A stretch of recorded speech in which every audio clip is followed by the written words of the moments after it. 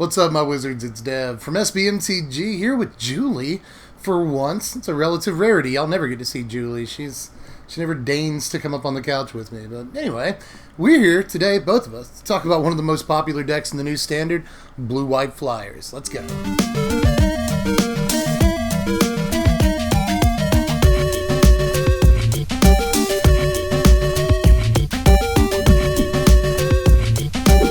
And Julie left.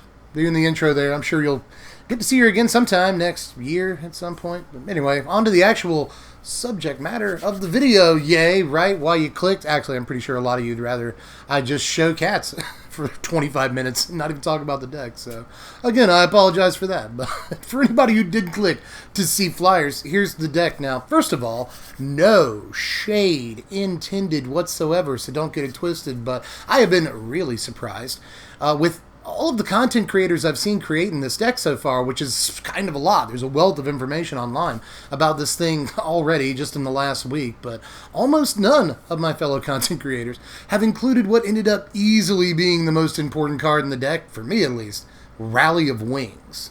But look who showed up. We got Ziggy now, who's always comfortable being on the couch with his papa. Kitty kisses. But anyway, Rally of Wings. Again, just most important card in the deck, in my experience. More important even than like Sephara or some other cards that you might be thinking of. But a lot of the time it's more important to show than it is to tell, so I brought along a bunch of clips that prove why Rally of Wings not only deserves 4 slots in this deck, but is the best card in this deck, both on defense and offense, and sometimes both in the same game. For instance, this game against Boros Feather, we completely blow the opponent out when they try to get in with 2 10th District Legionnaires, and then, on just the very next turn, another one forces a scoop against them.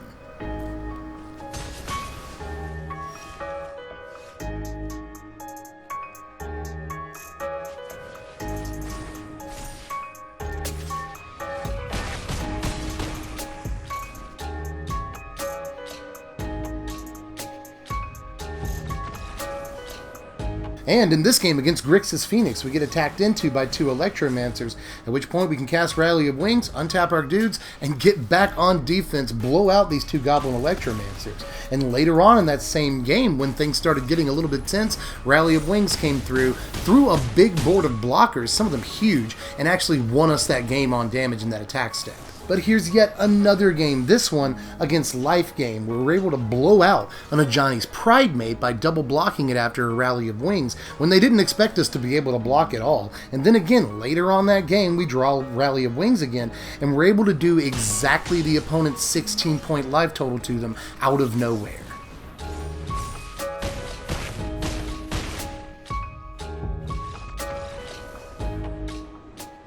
Now, another one of the most important cards in the deck, and the only other spell in the deck, literally every other card is a creature, is Winged Words. This card is insane for lots of reasons. You might think that you just play it on turn 2 after a turn 1 flyer, and sometimes it's fine in that capacity. I'll talk about why in just a second. But often, this is much better on turn 4, 5, 6, or as a top deck in the late game. You're not guaranteed to have a flyer out, but on, again, turn 7, 8, if you draw this off the top of your deck, you don't have anything out or any cards in your hand, you're in a bad position, but you don't mind paying 3 mana for it. You probably got other mana to cast whatever you draw with it. Just the fact that this is a mid or late game refill is insane. So very often you don't want to cast it on turn 2 if it's in your opening hand. You want to play out your hand as much as you can and then refill with Winged Words.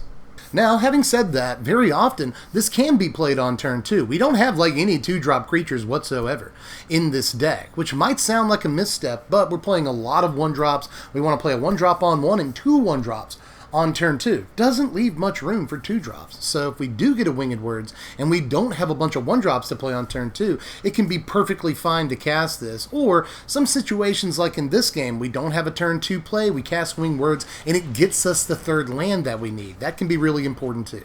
But we're still going down the list of the most important cards for the deck, and we finally got into Sephara, which you might have assumed I'd open the video with, but seriously, Rally is just it's too good, and so is Winged Words for that matter. I mean, imagine if a deck like Mono White had a card that just 2 mana, draw 2. Whoops. It's so strong for an aggro deck that's built like this one. to have a piece like that. But that said, enough talking about the last card. Let's get on to Sephara. A lot of people's favorite card in the deck, and definitely a good reason to play it. I don't know that the deck would be quite as viable without a piece like this. Now, even if you have to wait until turn 4 or 5 to get your Sephara, it's still an incredible play that's going to outclass pretty much any other creature in the air, especially at that point in the game. Now, sometimes, though, you'll have to wait to get Sephara until much later in the game, but you don't mind, because when you rip this off the top of your library super late into a hard-fought game, you'll sometimes just have the ability to hard-cast it, which is very often fine, too. And Sephara is just a ridiculous beast in combat, and even though I call her the third most important card in the deck, there are plenty of games that she's won us. Out of nowhere, some of the time, your opponent won't always expect a Sephara. Even if you do get this off the top of your library, sometimes it's worth tapping down 4 creatures to cast it, because even though you tap down creatures and you left yourself a little vulnerable on your opponent's combat step, you still have a 7 power, 7 toughness blocker with flying and lifelink, which comes into play all the time. Like this game, we were able to block with Sephara and actually go into the negatives before Sephara put us back at 3 and force the scoop because our opponent's dead on board next turn. Now, a lot of this deck's game plan focuses on what happens on turn 3. Sephara is a great option for that, but we won't always have Sephara, and even if we do, we won't always have 4 creatures. So another great turn 3 play for the deck is Empyrean Eagle. It's nice when your Anthem effects can also add damage to the board aside from the damage they're adding through their boost.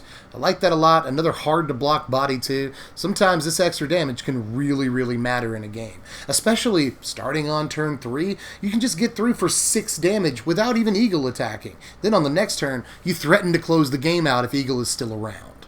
Now, there is one more 3-drop creature that I'm playing, but I'm going to hold it off for a second so I can show you all of the 1-drops. We're playing 20 of them in this deck, and we kind of have to. Again, Rally of Wings and Sephara both demand that we play a ton of small creatures and explode onto the board as quickly as possible. So, again, just like Mono White, we're going to play 20 or even 20 plus 1-drops in some build of this deck so we can take as much advantage of our 2 most important cards as we can. So, with that in mind, I'm going to play 4 copies of Healer's Hawk, 4 copies of Siren Stormtamer, and 4 copies of Spectral Sailor to get it started. You guys notice how much alliteration there is in the Blue-White Flyers deck? Winged Words, Sephara, Sky's Blade, 2 S's, Empyrean Eagle, Healer's Hawk, Siren Stormtamer, Spectral Sailor. If you enjoy alliteration, this is the deck for you. But if you enjoy value flying men, 1/1 Flyers that also do more stuff, you're a big fan of Scribe Sprites or whatever, this might be the one you want to check out. All of these cards actually do way more than just be 1/1 Flyers. Healer's Hawk might be the best card to lead on in this deck, so you go ahead and get that sweet lifelink damage on the next turn, or block a creature and get that lifelink damage. That can be nice too, but for the most part, we're not doing much blocking in the early game. We're very often trying to expand our board to deal as much damage as possible with, again, Rally of Wings, or get that Sephara out. So very often, you won't be blocking in the early game. Just want you to remember that. But Healer's Hawk, still one of the best things you can lead on. So is Spectral Sailor, though. Remember with this card that if you get an island or an untapped blue source on turn 1 and you want to play Spectral Sailor, wait until the end of your opponent's turn to do so. Or, if your opponent went first and cast a 1-toughness creature, you can just use Spectral Sailor on their turn to snipe that creature when it tries to get into combat. Remember that. There's a lot of good uses for this card, but you can also draw cards in the late game. And I haven't drawn that much off of it. I've probably got in about 25 games with this deck, all in all, and I've probably only drawn about 4 or 5 cards off of this thing, all told. But it's going to be really important, and if your opponent can kill it in combat or target it with a removal spell and you've got mana up, it can go ahead and replace itself if you have enough to draw that card. That can be important sometimes, too. And Spectral Sailor is just a really, really cool card. And it's a flying 1-drop that's really good in the late game too, so it's definitely playable in this deck. Siren Stormtamer can jump in front of an Empyrean Eagle or a Sephara or something like that, so it's an important card to begin with. But again, 1-mana 1/1 Flyer, so it just definitely goes in the deck. Now, that said, there are a bunch of 1-mana Flyers in this format, and they don't just all go into the deck by default. You do have to make some decisions. So the other 2 that made the cut in my build, at least, were Rustwing Falcon and Pteramander, both as 4-ofs as well. Rustwing Falcon is just a kind of temporary concession for Goblin Chainwhirler. I don't want the entire deck to die to that card, so Rustwing Falcon kind of has to be in there whether we like it or not. But Pteramander, I'll go ahead and tell you, almost never adapts. Again, in all the games I've gotten in with this thing, I think I've adapted Pteramander roughly exactly twice. actually, now that I think about it. And when it does adapt, it is the biggest card in the deck, but it's almost never going to happen. The cool thing about it is, though, just the threat of activation on the card will sometimes force weird blocks. Your opponent would obviously much rather block a Healer's Hawk some of the time, but just the very idea that 3 turns down the road, Pteramander might adapt will force your opponent to make that block when they otherwise probably wouldn't want to. So, just a cool thing about Pteramander. Other than that, it's just a 1-mana 1/1 flyer, so again, good place in the deck. Now, the only other creature I'm playing in here is Hanged Executioner as a 4/of. A lot of 3-drop action here, and again, a lot of what we do in this deck focuses on turn 3. That said, if we can't get Sephara on turn 3, then sometimes a turn 3 Hanged Executioner will almost guarantee a turn 4 Sephara.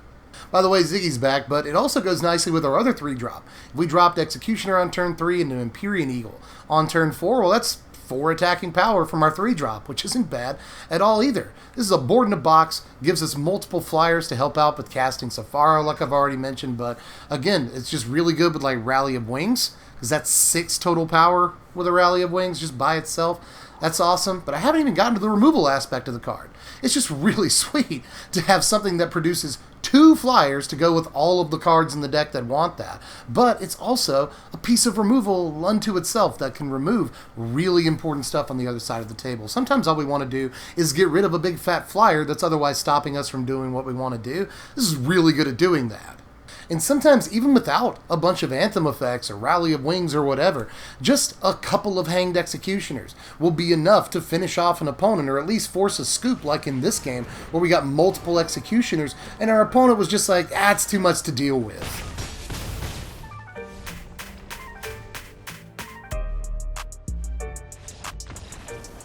Now here are the lands, and I am keeping this deck as budget as possible. Just 21 basic lands here, but of course, if you wanted to add just $40 to the price of the deck, or if you just had these laying around, throw some Hallowed Fountains in. Glacial Fortresses aren't actually as much of a priority. If you have a few, throw them in. I won't be mad at you or whatever, but we're trying to play both blue and white 1-drops on turn 1 pretty much every game, so we need untapped sources as much as we can get. So that's why, even though it wouldn't hurt the budget too much, I actually didn't end up with Glacial Fortresses in this build. Keeps it as budget as possible and makes it so we have as many untapped sources on turn 1 as we possibly can. We need that. Well, let's check out our sideboard here real quick. I chose to keep it fairly simple, but there's a lot you can do with this board. There's 2 Spell Pierce in here, mostly to counter Kaya's Wraths and other sweepers and whatnot. We really need the ability to do that for as little mana as possible, but I've also got Unbreakable Formation to do that. It does cost 3 whole mana, but it'll also help basically counter a Kaya's Wrath, a Cleansing Nova, other sweepers in the mid or late game, but it also has an offensive purpose that a card like Spell Pierce doesn't have. That said, Spell Pierce is also really good on defense for countering Planeswalkers and the like, so I'm putting both of these cards into the sideboard for different reasons, but also similar reasons for what that's worth. But there's also Tail's End to counter Planeswalkers when we need to do that, but keep an eye open in Game 1 for triggered abilities and activated abilities you'd really like to counter, including not only Planeswalkers, but their ultimates as well. If a Planeswalker slips through the cracks, this can often come through and still do something if you draw it after the Planeswalker's already resolved. So this can be an important card out of the board too, but there's also Sky Tether and Conclave Tribunal. Now this is just base removal. Conclave Tribunal can take out all kinds of permanents that we're worried about, and Sky Tether is just a 1-mana way of knocking a creature out of the sky so we can just keep attacking. And finally, Cerulean Drake. I spent 4 sideboard slots on this because it's so good in the mono red matchup. Not only can it attack and block all day as much as you want, but it doesn't die to Goblin Chain Whirler or any burn spells, and it can counter a burn spell directed at your face that might otherwise end the game. There's just so much about Cerulean Drake that's good in the mono red matchup, and we kind of need to shore up that matchup a little bit. Not only that, but we need flying creatures in this board. Not every card can be a spell in the sideboard. The deck is very much balanced around having like 30 plus flyers, so it can do all the things it actually needs to do for its game plan, and we can't mess that up too much by putting in a bunch of spells in games 2 and 3, so we need flying creatures on the board. Cerulean Drake is a really good one. But now it's on to the cards I didn't play for a brief moment here, because a lot of people in the comments section will ask why I didn't play Favorable Winds, among other cards, but Favorable Winds is the one I'll probably get the most questions about if I don't address it here, and I'll probably still get questions about it. Or people just saying like, no, you play it because you play it. I don't actually think that's true. I think Rally of Wings is the much better card in this deck because of the defensive blowouts that it gets you. Do remember, by the way, that Rally of Wings untaps your creatures too, so it just completely takes people by surprise and just blows them out on their combat step a lot of the times and sets you up for a good one, either the next turn or later on in the game when you draw another one. The surprise factor of Rally of Wings, the fact that your opponent will begin to play around it as the game goes on, and the fact that it gives you a bigger boost all at one time than a card like Favorable Winds does, without having to sacrifice your turn 2 to play it. I just like it way more than Favorable Winds. Also, on turn 3, you want to get down Sephara. Well, most of the time, if you played Favorable Winds on turn 2, you can't do that. And the deck has to play like 30 flyers if it's really going to get Sephara down by turn 3 like it wants to get its best case scenario. So you just really don't have room in the deck for a card like this. We cannot go down to like 26 flyers to play this card. There's also stuff like Warden of Evos Isle, which just looks like it definitely goes in the deck, but it doesn't. Most of our flyers that we're playing here wouldn't actually receive any discount from Warden of Evos Isle. So it just doesn't, it's not a great card to play. It's just a Windrake for most purposes. And it does make Hanged Executioner cost 2, Sephara cost 6, I guess, but it's just not, still, it's not where we want to be. And neither are cards like, say, Loyal Pegasus, or Tomik, or Silverbeak Griffin, you know, just... First of all, Loyal Pegasus, I think, isn't quite as good a one-drop as some of the other stuff we're playing. If we get swept, it's not a good card to recover with, whatever, you know. If your opponent just has one removal spell and you have 2 creatures, you then cannot attack with Loyal Pegasus. There's all kinds of stuff wrong with this card. But as far as Tomik and Silverbeak, just too much white mana commitment, especially in a deck with no dual lands. Don't do it. But here are your power rankings right here. A final score of 62, which is really good. When I tell you the price of the deck, this thing is $25. Now, you already knew that because it's in the thumbnail, but whatever. This thing's $25 to play this deck that picked up a bunch of really, like, fun wins for me. I played a lot of games in a row with this deck over the last, like, few days just because it's really, really fun to play with. And, like... Again, it feels most like playing mono white, which is a fun deck. Just fill the board as quickly as possible with 1-drops and then drop an Anthem effect to finish the game off. That's pretty much what this deck does, but it can kind of play its Banalish Marshal at instant speed for 2 mana. That's how good Rally of Wings is. Plus, Sephara, although I guess it's kind of like the Loxodon that you convoke into play, it's way better than that card ever was in combat. It's just, this deck can do some really crazy things, and it's got a card advantage piece like Winged Words. It's just, this deck got everything it ever needed, and it's probably still going to be viable after rotation, even though it may lose a piece or 2 here and there. It's still got most of the goods that it needs to compete. Plus, it's kind of really good against, like, most of the decks that are popular on Arena right now. Like, I don't know about you, but I've been playing against a bunch of Temur Elementals over the last week, plus Black-White Vampires, and even Green-Red Dinos who are there. And this deck is really good against all of them. And, for that matter, pretty much any mid-range game plan that takes a while to get going, this is fantastic against. Plus, the deck has a lot more sort of versatility than you might think. Yeah, it didn't score super high, but depending on the situation, there's a lot you can do. Now, again, with resiliency, I'm going to come back to this for a second before I finish up this deck tech. It's not a super high score, but again, depending on the situation, the deck can be way more resilient and have more of a game plan than you might think, especially if it gets multiples of certain cards. Like, to kind of finish things up here, let's look at this clip, where basically we're set up with a Sephara and a Hanged Executioner out and a couple of other creatures, but we also have a Sephara and an Executioner in hand. This leads us to a situation where if our opponent removes Sephara, we can play another Sephara. They removed Hanged Executioner, we can play another Hanged Executioner and increase our board state even more while also still having a creature on board that can deal with any threats that may come up and get our Sephara through. This is just such a resilient, versatile deck on occasion that it outclasses a lot of other aggro decks of its sort of same ilk that are cut from the same cloth. Not only are flying creatures more or less unblockable in the early turns in this format, but against other aggro decks it wins a ton of races, not only due to the fact that it's got a bunch of Anthem effects, but also because it can pretty much attack indiscriminately and just race other decks to the finish line. But I guess that's all I got to say about blue-white flyers for now. If you enjoyed it, just make sure that you show your love, like the video, hit the button for liking down there. Yeah, that's how I want to say it. And then, if you can and you haven't done this yet, hit subscribe. That would really mean a lot to me if you haven't done it yet. You're not the kind of person that subscribes to YouTube, people, whatever. Just do it for me this one time. It would mean so much to you, dude. But subscribe, hit the bell for the noties, and if you really like my face, go over to the Patreon link in the description. Helping out the channel gets you benefits. You get to vote on what you want to see next, blah, blah, blah. But if you're interested in playing this deck for just $25, I'm telling you, this deck is a steal at this price. Click the first link in the description down there. Go over to TCG Player. They sponsor me. But they're also where you're going to get the deck for the cheapest. So just hit the link in the description, view the deck list on their website, pick up any pieces that you need, and just clicking the link helps me out too. So again, you don't have to join the Patreon or anything. You don't have to give me money. Just click the link. That'll help me out.